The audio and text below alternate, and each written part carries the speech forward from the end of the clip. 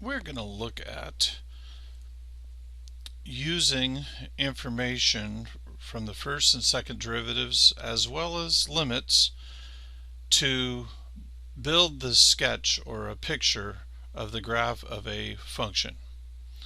And the interval we're going to use for the input or domain is from -infinity to 4, and a piece of information that's not explicitly stated here is we're going to make sure that this is a continuous function.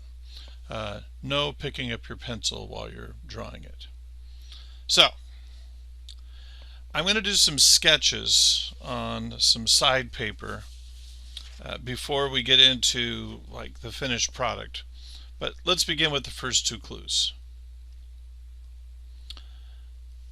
As x approaches -infinity, which you could interpret as if we go to the left, the y value goes up forever.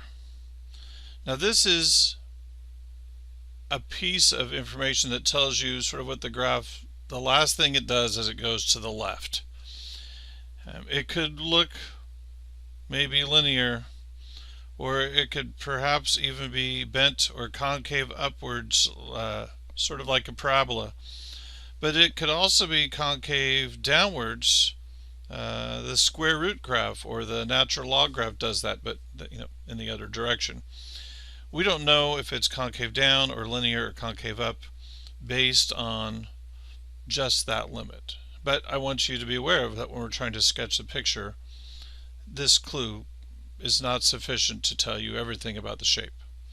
On this side it says x approaches 4, but we're approaching it from the left. That's a one-sided limit.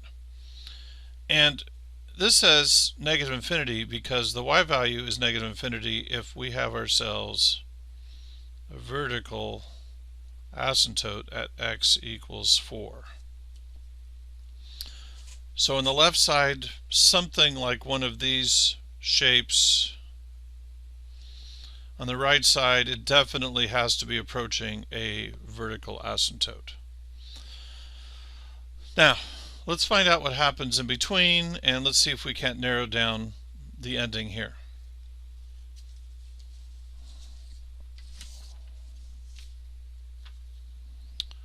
Information about the first and second derivative. First derivative, negative, would be the same as decreasing. First derivative, positive, would be the same as increasing. Don't get distracted by other details. What does this mean? Well, according to the information here, I think I have a graph that goes down, it goes up, it goes down again. If I were to put those three pieces together, it goes down, it goes up, it goes down again. And I know on the right hand side a lot of detail about how it goes down. It has to approach the vertical asymptote x is 4. But on the left hand side I still don't know which of these shapes might be there. This is a very rough sketch. It's a very rough sketch. But that's what we can gather from the first derivative clues. Now, second derivative clues. The second derivative is negative if your shape is concave down. And if your second derivative is positive, your graph would be concave up. The visual for that would be concave up. So it's concave down, bent downwards some more. Here it's bent upwards, but we have to pay attention to the intervals to know whether it's increasing or decreasing at these particular x values. I strongly suggest scratch paper was invented to tinker with this.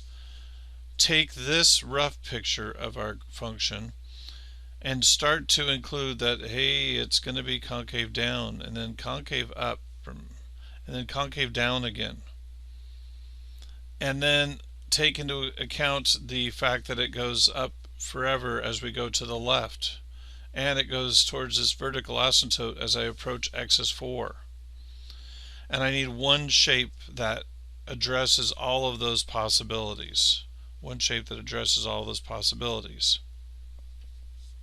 So, what we're going to do is try to make one shape that addresses all of those possibilities. I happen to know what the answer is. Well, the answer is a little bit inaccurate. Let me draw it first. I'll draw something that satisfies the clues. Decreases, increases,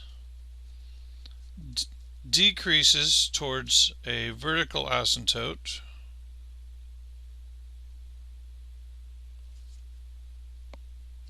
at x is 4. The decreasing interval was until -2 and from 1 to 4. Okay, so that's -2 and that's +1. Decrease, decrease. Increases between -2 and 1. That's correct. Concave down. Well, it's concave down until about here, and that would be where x is -3, and it's concave up till about here, and that would be till x is 0. Can you see it, folks? I think I just satisfied all of the clues that are here with this picture, but I tell you what, it should not look like a horizontal asymptote. It needs to end up going upwards. I don't have any y-coordinates, and you are not going to get y-coordinates for this graph because our given information doesn't provide us any information about the y-coordinates. I could extend this further down or extend this further up. I know this goes up forever. I don't know even where the x-axis is. Is the x-axis here? Is the x-axis there? I only know the general shape of the graph.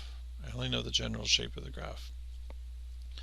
As I tell my students in my own classroom, kind of what one of the purposes of this first semester calculus, it's not the only purpose, but a purpose, is it gives us math to describe the way things look. Here's a visual. This set of mathematical clues tells us about this picture. I can store this as data in a computer. I can store a picture as a picture in a computer, but this is kind of how the pilot flies the airplane in cloudy or bad weather. It needs to know these kind of clues without being able to see where it is it's going. It needs to be able to read the clues to know what the surroundings actually look like. So there is our sketch, our continuous function from -infinity to +4 in the x interval. I hope this was useful to you. Until next time.